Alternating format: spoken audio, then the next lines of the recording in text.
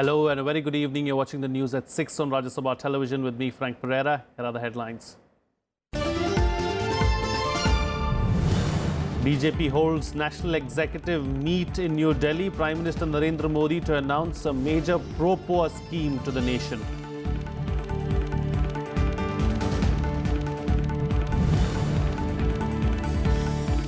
Former Home Secretary Rajiv Maharishi takes over as the new Comptroller and Auditor General, administered the oath of office by President Ramnath Kovind at Rashtrapati Bhavan.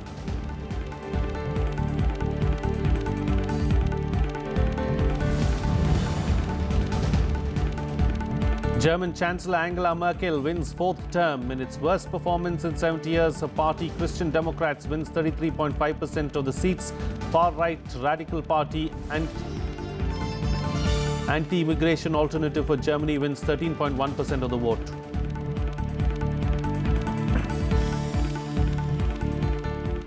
The BJP adopted a 6-point agenda during its 2-day national executive meeting in New Delhi. Adopted on the concluding day of the meet on Monday, it includes seeking to rid the country of poverty and action against terrorism, casteism, communalism and corruption to realize Prime Minister Narendra Modi's vision of a new India by 2022. The political resolution also sought to dispel concerns over the state of the economy and praised measures like the GST and demonetization. Prime Minister Narendra Modi addressed the meeting today. Here are the details.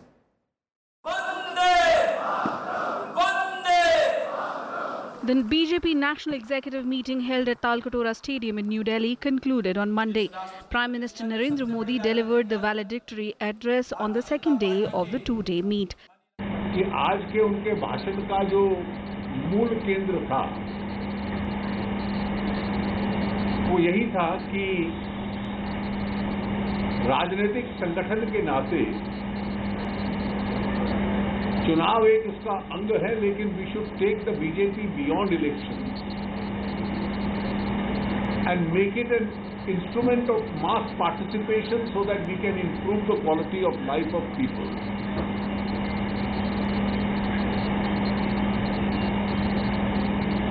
इसमें उन्होंने कई उदाहरण दिए कि जब तक राजनीतिक कार्यकर्ता उस जन भागीदारी में हिस्सा नहीं लेते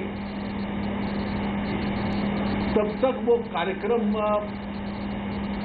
पूरी सफलता की ओर नहीं जाते. विपक्ष का उन्होंने जिक्र किया 2 संदर्भों में. पहला ये कि जब वो सत्ता में थे तो सत्ता उनके लिए उपभोग था. वो उपभोग की साधना थी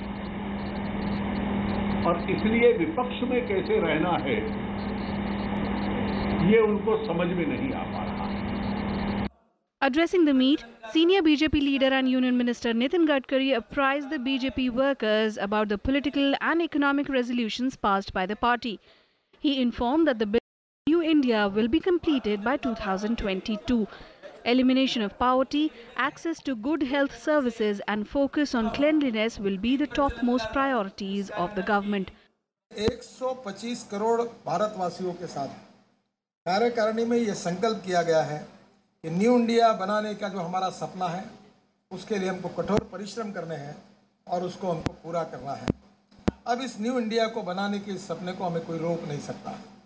ये सपने के जो 6 प्रमुख बिंदु हैं जिसका जिक्र इस प्रस्ताव में किया है और जिस बिंदुओं पर सरकार भी काम कर रही है और पार्टी भी काम कर रही है और दोनों के बीच में समन्वय है, वो है गरीबी से मुक्त भारत.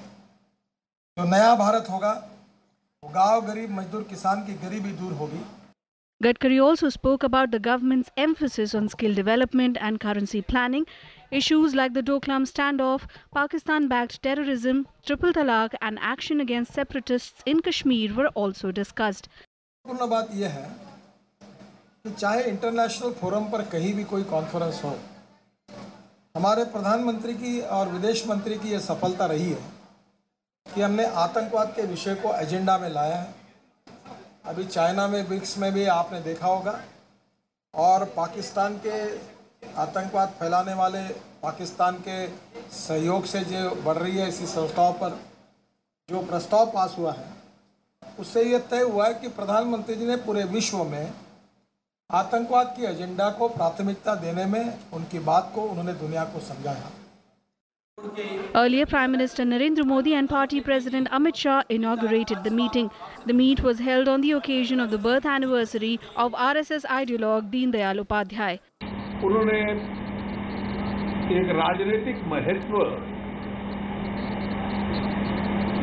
इस कार्य समिति का कि दीनदयाल जी की शताब्दी के अवसर पर यह है और इसीलिए ये एक्सपेंडेड वर्किंग कमेटी है। At least 2,000 MPs and MLAs besides the party's core group of leaders from the states attended the meet. Panchanad Mishra's report for Rajya Sabha TV. One of the founders of the Trinamool Congress, Mukul Roy, announced his resignation from the party today. Roy said he will resign as the party's Rajya Sabha MP and the party's primary membership after Durga Puja. He said he will explain his decision to quit the party soon. Soon after his resignation, the Trinamool Congress suspended him for 6 years for anti-party activities while accusing him of trying to weaken the party. Recently, Roy was reprimanded for allegedly socializing with BJP leaders. He was also removed as TMC vice president after the party restructured its committee. Well, Congress Vice President Rahul Gandhi started a 3-day roadshow in Gujarat today. He was accompanied by Gujarat Congress President Bharat Singh Solanki and State Party in charge Ashok Gehlot. Patel Kota agitation leader Hardik Patel also welcomed Rahul Gandhi to Gujarat with a tweet. Addressing a gathering in Dwarka, Rahul criticized the government's implementation of initiatives like demonetization and GST. He alleged that these measures destroyed the economy and affected the lives of poor farmers and small traders. Over the next 2 days, Rahul Gandhi's roadshow will move through Jamnagar, Morbi, Rajkot and Surendranagar districts. पता नहीं क्या कारण था, नरेंद्र मोदी जी ने बिना किसी से पूछे हिंदुस्तान की इकोनॉमी पर जबरदस्त आक्रमण किया और वहां नहीं रुके। छोटे दुकानदार,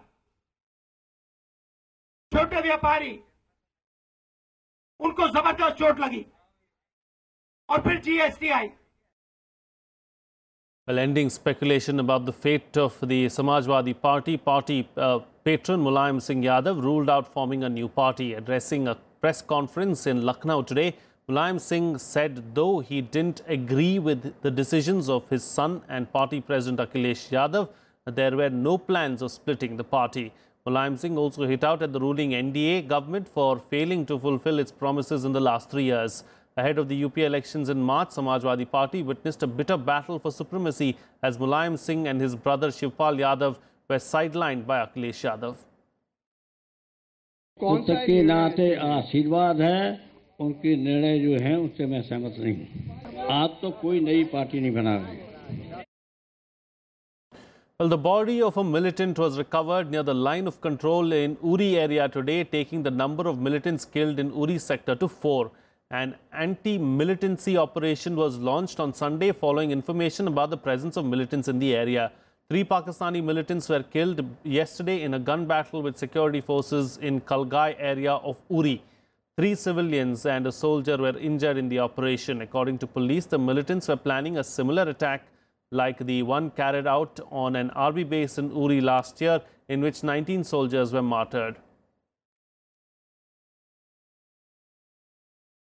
The alertness and resilience of army troops who engaged and neutralized the terrorists resulted in foiling another devastating terrorist strike in Uri sector. 4 likely foreign terrorists were eliminated and large quantity of warlike stores was recovered from them, including IDs. Former Home Secretary Rajiv Maharishi took over as the Comptroller and Auditor General of India on Monday. President Ramnath Kovind administered the oath of office to Maharishi at the Rashtrapati Bhavan. Maharishi succeeds Shashikant Sharma, who demitted office on September 22nd. He will have a tenure of 3 years. A 1978 batch IAS officer of the Rajasthan cadre, Maharishi completed his 2-year fixed term as Home Secretary last month. He held several posts in Rajasthan and at the centre. Maharishi also served as Economic Affairs Secretary and Chief Secretary of Rajasthan. The Enforcement Directorate on Monday attached assets worth 1.16 crore rupees of Karti Chidambaram, son of former Finance Minister P. Chidambaram, and a firm allegedly linked to him in connection with its money laundering probe in the Aircel Maxis deal. The Enforcement Directorate found that Foreign Investment Promotion Board approval given by P. Chidambaram in the Aircel Maxis case was beyond his mandate. The Central Probe Agency added that 26 lakh rupees of fixed deposits in the name of a firm, Advantage Strategic Consulting Private Limited, has also been attached under provisions of the anti-money laundering law. This firm is allegedly linked to Karti, and the Enforcement Directorate said it was controlled by him through another person. Earlier on September 14, Karti declined to appear before the CBI in the case, stating that a special court had discharged all the accused and terminated the proceedings in the matter. The CBI, however, clarified that the investigation in the matter is still underway.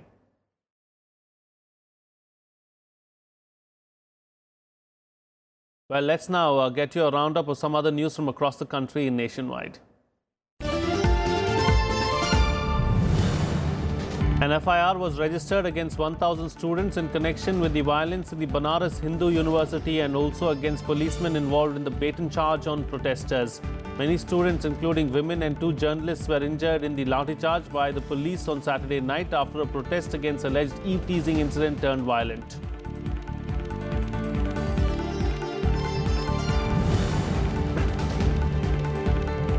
Retired Judge of the Madras High Court, Justice A. Armugaswamy, will head a commission of inquiry that will probe the death of former Chief Minister Jayalalithaa. TN Chief Minister Edappadi K. Palaniswamy had announced the inquiry commission earlier this month. Jayalalithaa died in December last year. Opposition parties, including DMK Working President M.K. Stalin, urged the centre to order a CBI probe, claiming that a judicial probe will not unravel the mystery behind her death.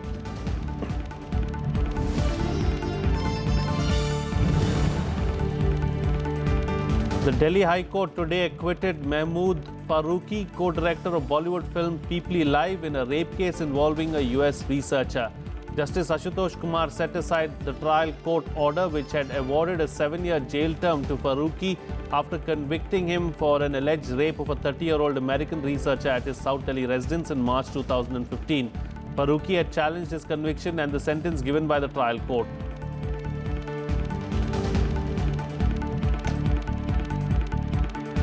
It's time for a short break now, but news and updates will continue on the other side. Stay tuned, we'll be right back.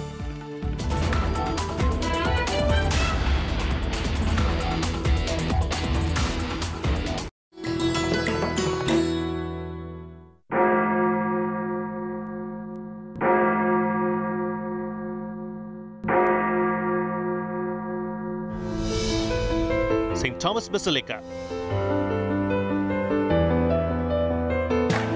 one of the world's 3 churches that is built over the Tomb of Apostles. St. Thomas was one of the 12 apostles of Jesus Christ who brought Christianity to India. With an underground tomb where the remains of St. Thomas are laid, this magnificent basilica is of Gothic architecture.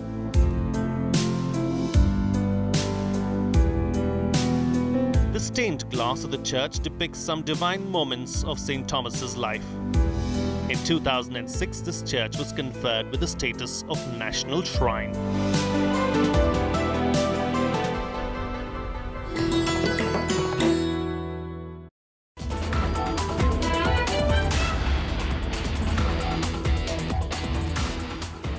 Welcome back. You're watching Rajya Sabha television.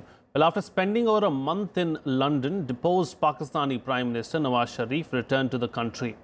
Sharif, who was removed from office after alleged corruption revelations in Panama Papers leak, decided to return after consultations with senior party leaders. Sharif will appear before an accountability court on Tuesday to face corruption and money laundering charges.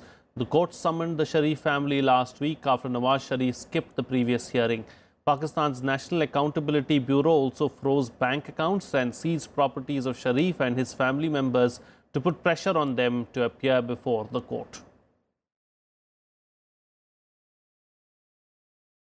In a major goof-up, Pakistan's Permanent representative to the UN, Maliha Lodhi, flashed a picture of an injured Gaza girl while alleging she was a victim of pellet guns in Kashmir.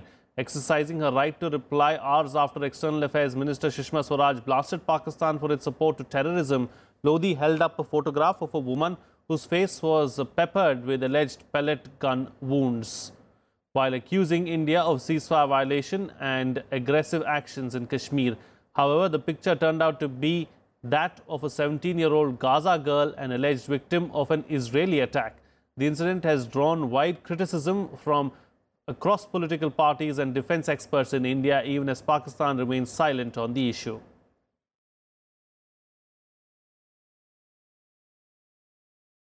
Attempt to pass off of fake pictures to really show that they belong to Kashmir and some kind of excesses in Kashmir is yet another lie perpetrated by Pakistan.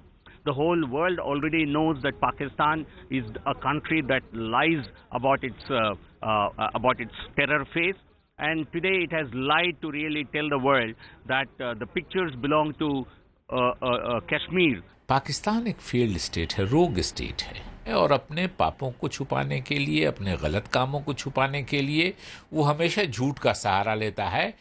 अंतर्राष्ट्रीय बिरादरी के सामने United Nations general assembly में पाकिस्तान का एक और बड़ा झूठ एक्सपोज हुआ है। ये Pakistan trying to depict it as Indian brutality against its own civilians. Pakistan has become a laughing stock and further has sunk into a quagmire of its own making. German Chancellor Angela Merkel won a fourth term on Sunday with her Christian Democrats party winning 33.5% of the seats. Despite remaining the largest party in parliament, Merkel's bloc has seen its worst result in almost 70 years. Further, the stunning rise of a far-right anti-immigrant party has cast a pall over Merkel's re-election. Merkel now faces the tricky prospect of forming a coalition government with two new partners. After 12 years in power, Chancellor Angela Merkel clinched a fourth term in Germany's election on Sunday. Merkel, who held a double-digit lead for most of the campaign, scored around 33% of the votes with her conservative Christian Union bloc. Its nearest rivals, the Social Democrats and their candidate Martin Schulz, came in a distant second with the 20 to 21% vote. While Merkel's alliance has remained the largest party, the numbers are the worst result for the alliance between the Christian Democrat and Christian Social Union. Merkel said she hoped for a better result. Man braucht nicht drum herum zu reden. Natürlich hatten wir uns ein besseres Ergebnis erhofft. Das ist vollkommen klar. Merkel's victory was also clouded by the hard-right AfD party winning its first seat in parliament. The nationalist AfD is said to be the third party, a result that sparked some protests. The party's program is heavily anti-immigrant and particularly anti-Islam. After the results, dozens of demonstrators gathered outside the right-wing anti-Islam party's headquarters in Berlin. Protests have also been held in Frankfurt and Cologne. Wir sind heute Abend hier, weil die AfD mit 13% in den Bundestag einzieht, eine offen rechtsradikale Partei. Wir sind schockiert darüber, dass das möglich ist hier, dass die autoritäre Tendenz, die in so vielen anderen Ländern schon so präsent ist, hier so durchschlägt jetzt, dass die Linke keine Antwort hat, die dem etwas entgegenhalten könnte. After the result, Merkel said her government would have to deal with economic and security issues as well as addressing the root cause of migration, one of the main reasons behind AfD's result. The Chancellor was criticized for opening Germany's doors to almost 9 lakh undocumented refugees and migrants. Meanwhile, Merkel's party's current coalition partner, the Social Democratic SPD, says it will go into opposition after historic losses. With the possibility of an alliance with the SPD rejected, Merkel's options are narrow and the process of forming a new coalition could take months. Bureau Report, Rajya Sabha TV. Well, President Donald Trump on Sunday slapped new travel restrictions on citizens from North Korea, Venezuela and Chad. With this, US has expanded the list of countries covered by Trump's original travel bans that have been derided by critics and challenged in court. The White House said that the restrictions follow a review of information sharing by foreign governments. Donald Trump issued a presidential proclamation late on Sunday. Iran, Libya, Syria, Yemen and Somalia were left on the list of affected countries in a new proclamation issued by the president. Restrictions on citizens from Sudan were lifted. In a tweet shortly after the proclamation, Trump said, "Making America safe is my #1 priority. We will not admit those into our country we cannot safely vet."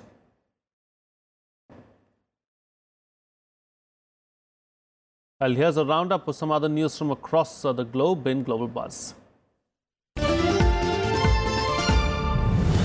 The world's heaviest woman, Iman Abdul Ati, passed away due to health complications including heart disease and kidney dysfunction. Iman was transferred to Burjeel Hospital from India in May to continue rehabilitation after bariatric surgery that saw her lose more than 300 kilograms. She was under the supervision of over 20 doctors from different specialities who managed her medical condition.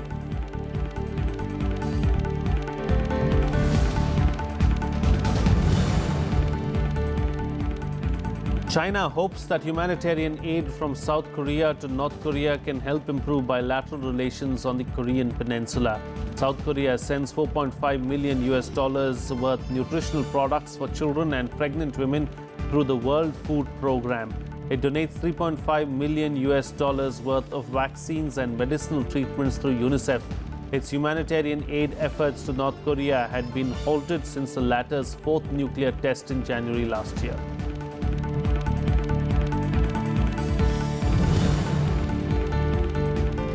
Nearly 50,000 residents in Bali were evacuated amid fears that Mount Agung could erupt. Indonesian authorities imposed a 12-kilometer exclusion zone around the crater and urged the public to remain calm.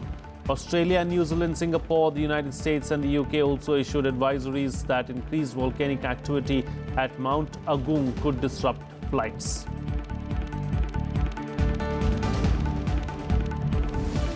Well, let's shift focus now and bring you up to speed with some sports news in SportsBeat. India won the 5-match ODI series against Australia by taking a 3-0 lead. India beat the visitors by 5 wickets in the third ODI at Indore on Sunday. Chasing 294 for a win, India target with 13 balls to spare. While Rohit Sharma made 71 runs, Ajinkya Rahane contributed with 70 runs in their 131-run partnership. Hardik Pandya took the team to victory with his crucial 78-run knock of 72 balls. For the Australians, Aaron Finch top scored with 124.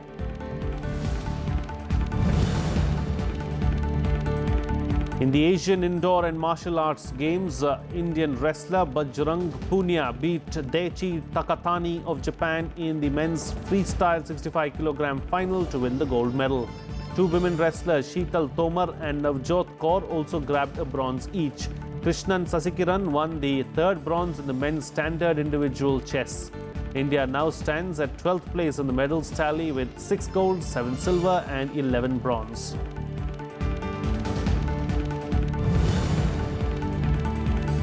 In table tennis, Indian duo of Manav Thakkar and Manush Shah won gold in the doubles event of Slovenia Open Junior and Cadet Open Table Tennis Championship. The Indian duo beat the top-seeded Chinese pair of Feng Yi-shin and Tai Ming Wei 11-7, 11-6, 17-15 at Otocek, Slovenia.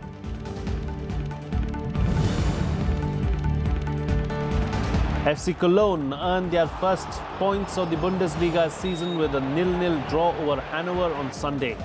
Cologne are at the bottom of the German league after their first 5 games with 2 points behind Werder Bremen in 17th place. Hanover remain 4th as they continue their solid start to the season.